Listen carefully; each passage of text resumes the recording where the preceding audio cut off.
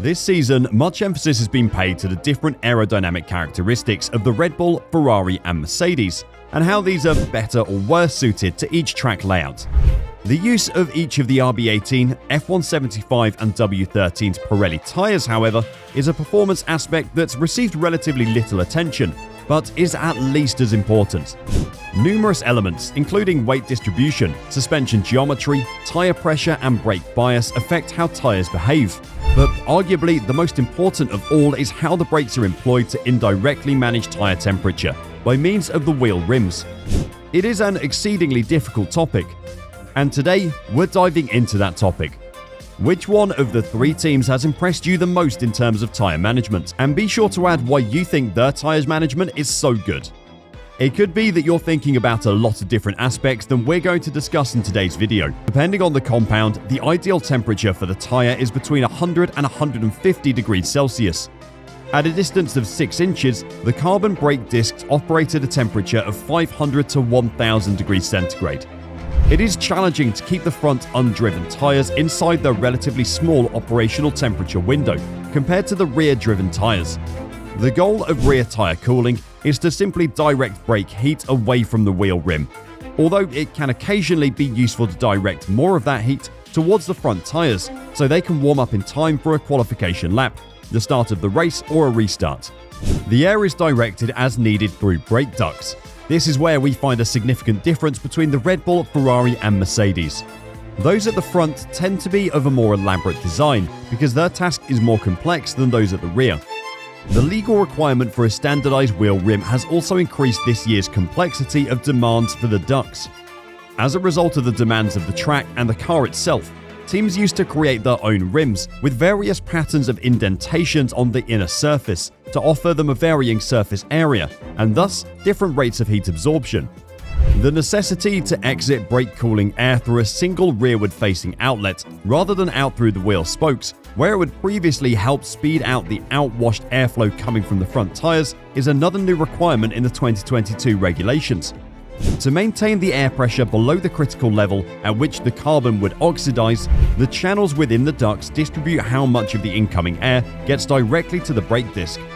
The air will be directed to the brake caliper through a different path. Then, both flows flow out of the same outlet that faces backwards. A large carbon disc that surrounds these channels serves only to hold the heat generated by the brakes, preventing it from leaking excessively through the metal wheel rim and into the tyres. As a general rule, the temperature of the tyre rises by around 1 degree Celsius for every 10 degrees Celsius of rim temperature. The fact that Ferrari has kept the brake disc exposed inside the large drum makes their response to this complex set of requirements seem simpler than those employed by Red Bull and Mercedes. On the other two cars, there are fairings inside the drum that may be adjusted to provide various flows to the disc, caliper and output directly. Here we can see Red Bull's full brake assembly after a fairing redesign, part of which was the removal of a thermal covering. This is showing how much thought goes into each part of the car. And here, inside their drum, Ferrari run without shrouding around the disc, unlike Red Bull or Mercedes, making it look rather simple design, which does make life a little bit easier for Ferrari in terms of track engineering. But what about Mercedes' design? Well, they've decided to make a design that has flexibility. They've been able to produce parts that are possible to interchange depending on track specifics. Here on the left, we see Mercedes set up shrouding with the lower part open, and on the right, Mercedes shrouding with the lower part closed. Based on how each car has performed so far this season, it appears like Ferrari's technology pushes more heat into the rims and tyres because it rarely has issues with front tyre performance on the first lap, while the other two frequently do. This might have a significant role in Ferrari's outstanding qualifying results this year. The drawback is that throughout a race stint, the rim temperature may continue to rise, scorching the tyres.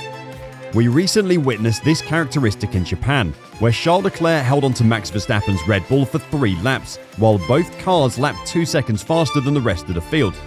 However, when Ferrari's front tyres started to overheat, Verstappen was able to pull away with ease, and Sergio Perez's Red Bull eventually caught up to the Ferrari. Verstappen's victory over Ferrari in the Imola sprint race, Miami and Hungary was also influenced by the phenomena of the Ferrari burning up the tyres too quickly. Mercedes appeared to have the best front tyre temperature cooling for the majority of the season. generally with great performance toward the conclusion of stints. The drawback was that frequently, by the start of a qualifying lap, the front tyres would not be warmed up. Red Bull appeared to be in between Ferrari and Mercedes, outperforming Mercedes in qualifying but falling short of Ferrari, and outperforming Ferrari in stint tyre life, but falling short of Mercedes. As the season has gone on, both Red Bull and Mercedes have made improvements to their individual brake cooling compromises. All of this highlights how these variations' significance in establishing the competitive order has been amplified by the new regulations.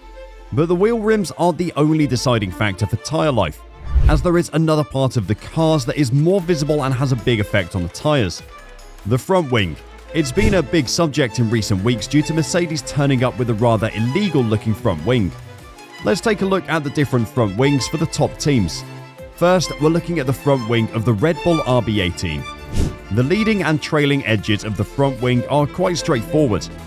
Due to the rather uniform flow-through that will be created between the front wheel and the chassis, the underfloor leading edge can be tuned to produce constant downforce from that region. The flow structure coming from the trailing edge of the front wing should be very little affected by little changes in the front wing's angle. But what about Ferrari? Red Bull and Ferrari are comparable.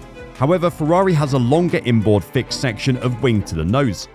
Due to the shorter adjustable section, Ferrari will need to raise the adjustable flaps angle even further in order to achieve the same balancing changes as Red Bull. This may easily imply that it has a somewhat greater impact on the flow to the rest of the car. While Ferrari has a push rod front suspension and Red Bull has a pull rod front suspension, both cars have almost the same front wing detail, indicating that the difference is not intended to improve airflow around the push rod. And last but not least, Mercedes' front wing setup.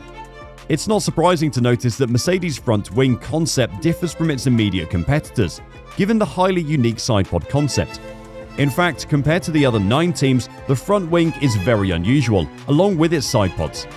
This does not imply that it's wrong, because it will be altered to fit the car, but it does serve to illustrate how distinct the main flow structure that leads to the sidepods is from those of the other teams. Even while the front flap's trailing edge has a camel hump appearance, the weaker transverse flow from that region is being expelled through the gap they provide, as can be observed with the tiny sidepod inlets further back. This all just shows how different every team approached the new regulations, and all of them have different outcomes as stated before. Which one of the teams do you think have the best configuration? Let us know in the comments down below. We'd love to hear your opinion.